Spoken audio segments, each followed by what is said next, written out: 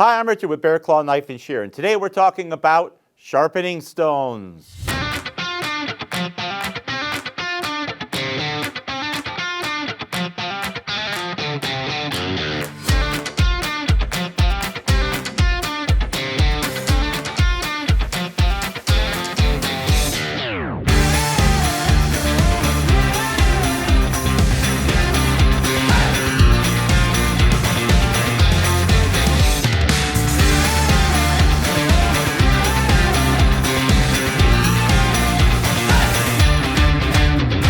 So sharpening stones, they come in all shapes and sizes.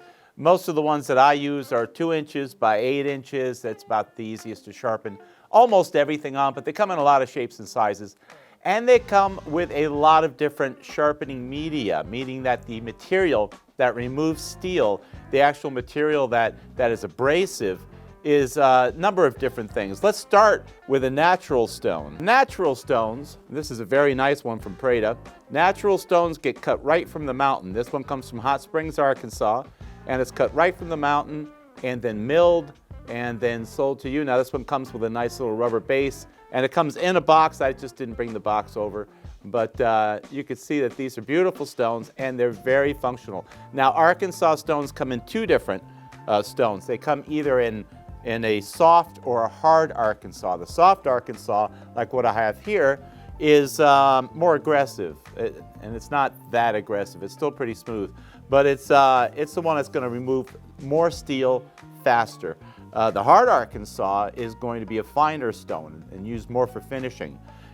This is another Arkansas stone I have here. I'll hold it up to this camera, and you can see it's a different color, it's a different size. As you can see here, they come in all kinds of different shapes and sizes.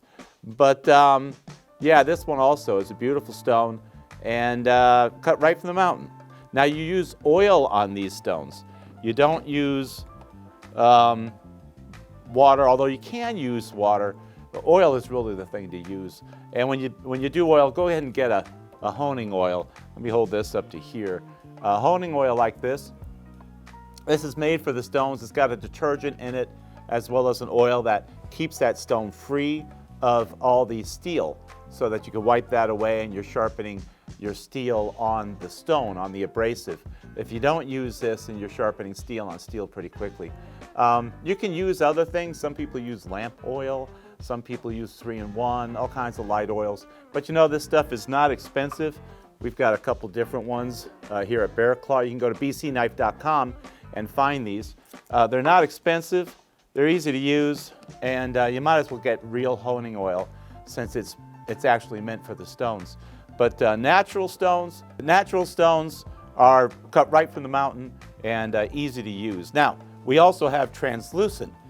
And this translucent stone, this is ultra hard and it's very, very smooth. Now, if you had something like a razor, like a straight razor, old-fashioned straight razor, you can sharpen that on this translucent. Translucent is getting more and more rare, harder to find, but we still see them.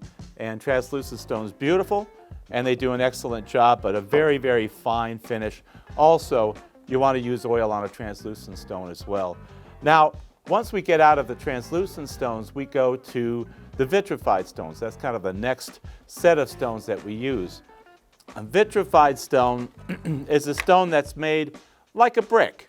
It's made by putting together a slurry of aluminum oxide or silicon carbide or other materials, and then pressing them together into a brick so that you have an abrasive stone. Vitrified stones work fantastic. They've been around for a long time. This is considered an India stone. Usually when you see it in this color, it's aluminum oxide, and we call this an India stone. Don't ask why. I'm sure there's a reason for it, but this is a typical India stone. Now, you also have silicon carbide, like this one here. This is silicon carbide when it's black. Generally, it's a silicon carbide stone. This is 2 different grits. This is your finer, this is your coarser grit. And this is made with silicon carbide. So we call this a carborundum stone. A lot of the old timers will remember it as a carborundum stone. You don't hear a lot of people talking about these anymore. You don't see as many of them, but this is the quintessential carborundum stones. So vitrified stones, you also use oil on a vitrified stone. Same thing as a natural stone. It's an oil stone. And you can use that for pretty much any knives, but especially for both these stones, carbon steel knives or some of the stainless steel knives that aren't too hard. The next category is a little bit different. Japanese water stones are just what they sound like. You soak them in water before you actually use them. And this is a good example of a Japanese water stone. This is from Prada. Also, we have a number of stones from Prada here. I didn't take it out of the package because it's a pain in the neck to get out and back in again. But these are very nice. Now, these are a little different than your typical Japanese water stone. Typical Japanese water stone, you're going to take that stone, soak it in water, you're going to put it into a tray and start sharpening with it. But when you do sharpen with a Japanese water stone, a true Japanese water stone, they're very friable. The top of the stone will create a slurry on the top of the stone. And as you create that slurry, the slurry is what does the work for you. So you want to leave that slurry on the top of a Japanese water stone because that's what does the work. But it's water that you're going to use, not oil on these. And then when these start drying out as you're sharpening, you're going to dip your fingers into a little bowl of water and just trickle some water back up there, keep it wet, and keep it sharpening. But leave the slurry on there to do the work. Now these particular stones, these are Japanese water stones, but they're not really Japanese. And although they are water stones, they're made with an Arkansas, the dust from the Arkansas stones from Hot Springs, Arkansas. And then they add ceramic to this, so it's less friable. It doesn't create the slurry as much as the Japanese water stones do. And because of that, it doesn't cup as quickly. It doesn't release all those particles as fast, doesn't cup as quickly. So these are beautiful stones. They come in grits from 1,000 all the way up to 8,000. This is an 8,000 one here. And this one here is a 8,000 one as well. I'm sorry, this is a 6,000. This is an 8,000. So yeah, they go all the way down to 1,000. And these are Japanese grits. Now there's not the US that we're used to. Now, from there we go to the true ceramic stones. Let me see if I can open this up. All right, so this is a ceramic stone right here. And this is one of several grits that Spyderco puts out. It's a beautiful stone, perfect size. It also comes with a little holder with rubber feet, which is kind of nice. Now, this stone, very smooth. What I like to do is we're going to talk about diamond stones here in a minute, but I like to sharpen on a diamond stone and then finish it on a ceramic stone because these ceramics can get very smooth and they put on a nice finish onto a blade. Now, ceramic is almost as hard as diamond. So if you've got the really hard steels, like the powdered steels that they're coming out with now, especially in the sporting knives, but we're also seeing it now, William Keller line from Kangshan is a good example of powdered steel knives. You'd want to sharpen this up on a ceramic or diamond stones. And this is a perfect one to do it with. So ceramic, another media, just another type of abrasive that we're going to use on stones or on knives. We also have diamond. Diamond like this. This is a DMT. DMT has been making really high quality diamond abrasives, diamond stones for a long time. Now this diamond is not welded to the surface. It actually adheres to the surface with a nickel binder. All right, so you have a nickel binder holding this on. If you press real hard, you're going to pop this diamond off of here, and then your stone is going to be smooth, and you're going to wonder why it's not sharpening anymore. Well, it's because you've popped the diamond off. You're not going to wear this diamond off. You're not going to wear it down. Diamond is a lot harder than your knife, but you can pop it off of that nickel binder. So you want to let the diamond do the work when you're sharpening on this. Now on a ceramic stone, you're going to clean this off with a scouring powder like Barkeeper's Friend when you get loaded up, which means you're sharpening steel on steel.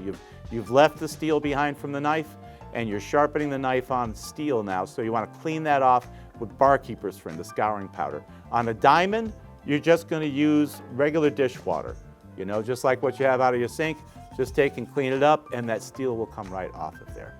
So easy to take care of. You don't use oil on either one of these. Now, in addition to the stones, we've got a lot of other little options too, because these stones come in all kinds of shapes and sizes.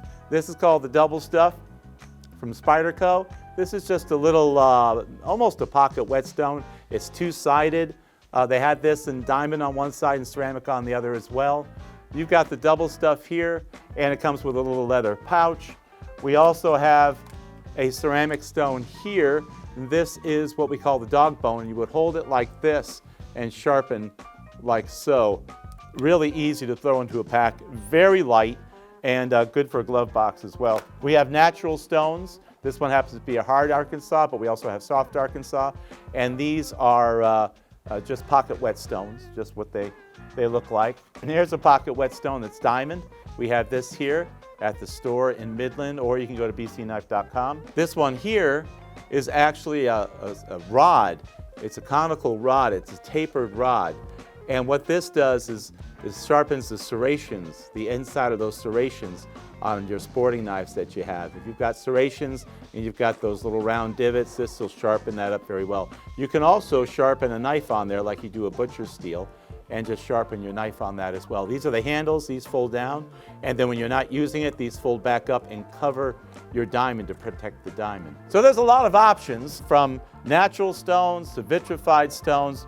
You got water stones, ceramic stones, and then diamond stones. Depending on what type of blade you're sharpening, what kind of steel it is, you can choose the stone that works best for that. Now, we have a sharpening class. It's about a 2-hour-long sharpening class that we give. If you're interested in taking that, you're in the Midland area, by all means, you can sign up for that. When we schedule the next one, we can call you, see if you can make it. It's very affordable. And if you have any questions, of course, you can call us down at Bear Claw Knife and Shear, or come see us at bcknife.com. Until next time, we'll see you then.